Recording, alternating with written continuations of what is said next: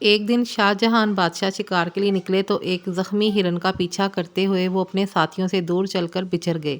ہرن بھی ہاتھ نہ آیا اور راستہ بھی کھو دیا۔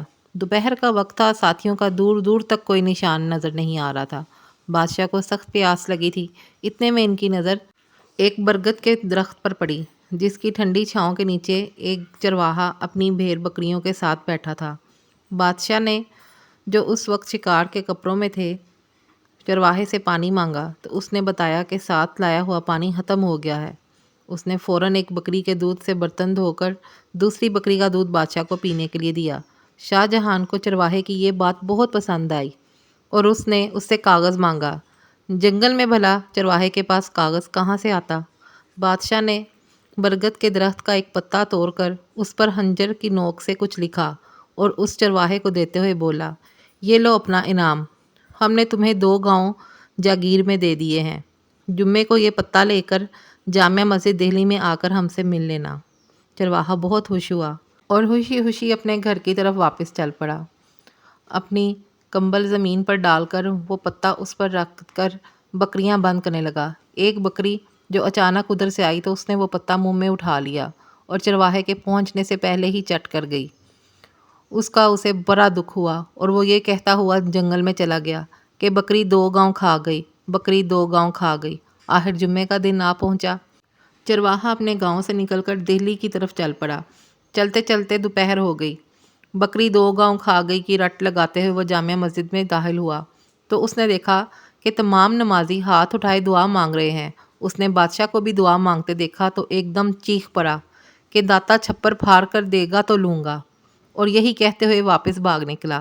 بادشاہ نے نماز کے بعد اسے بہت تلاش کیا لیکن وہ نہ ملا۔ جنگل میں پہنچتے پہنچتے چرواہے کو شام ہو گئی۔ وہ وہیں ایک پرانے درخت پر بیٹھ گیا۔ رات کو کچھ ڈاکو وہاں آئے اور گاؤں میں ڈاکہ ڈالنے کی منصوبہ بندی کرنے لگے۔ چرواہے نے ان کی ساری باتیں سنی اور ان کو ٹوکا اور بولا، چوری کرنا بری بات ہے، اور پھر وہ گاؤں کے لوگ تو بہت غریب ہیں، ان کے پاس کچھ نہیں ہے۔ اگر تم لوگوں کو واقعی پیسہ چاہیے تو اس درخت کے نیچے کھدائی کرو۔ میں نے سنا ہے اپنے بڑوں سے کہ یہاں بہت بڑا پرانا خزانہ دفن ہے۔ یہ کہہ کر وہ چرواہا گاؤں کی طرف بھاگ گیا۔ داتا چھپر پھاڑ کر دے گا تو لوں گا، یہی رٹ لگاتا ہوا گیا۔ ڈاکوؤں نے بڑی بحث کے بعد کھدائی شروع کی اور وہاں سے سچ مچ 2 بڑے برتن نکل آئے۔ ڈاکو بڑے خوش ہوئے، مگر جیسے ہی ان لوگوں نے برتن کھولے تو اس میں سے سانپ اور بچھو بڑھے ہوئے تھے جنہوں نے ان پر حملہ کیا۔ ڈاکوؤں کو یہ دیکھ کر بڑا غصہ آیا اور وہ وہی برتن لے کر گاؤں کی طرف چل پڑے۔ ایک جھونپڑی سے چرواہے کی آواز آ رہی تھی۔ انہوں نے وہ دونوں برتن اس چرواہے کے آنگن میں الٹ دیے تاکہ سانپ اور بچھو اسے ڈس لیں، لیکن ان برتنوں سے اشرفیاں گرنے لگیں اور اس کے شور سے گاؤں کے لوگ جاگ گئے۔ ڈاکوؤں نے گاؤں والوں کو جاگتے دیکھ کر وہاں سے بھاگنا غنیمت جانا۔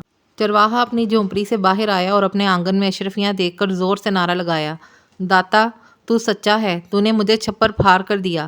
اگلی صبح بادشاہ کے ملازم بھی گاؤں پہنچ گئے اور اسے دربار میں لے گئے۔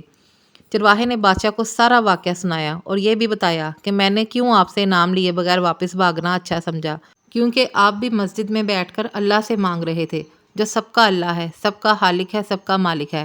تو میں نے سوچا کہ میں بھی کیوں نہ اسی اللہ سے مانگوں جس سے وقت کے بادشاہ بھی مانگتے ہیں، اور آپ نے دیکھ لیا کہ اس نے مجھے میرا انعام دے دیا۔ بادشاہ نے چرواہے کو عزت کے ساتھ اس کے گاؤں بھیج دیا۔ امید کرتی ہوں آپ کو میری اسٹوری پسند آئی ہوگی۔ ہمیشہ کی طرح میرے ویڈیو کو لائک کرنا مت بھولیں۔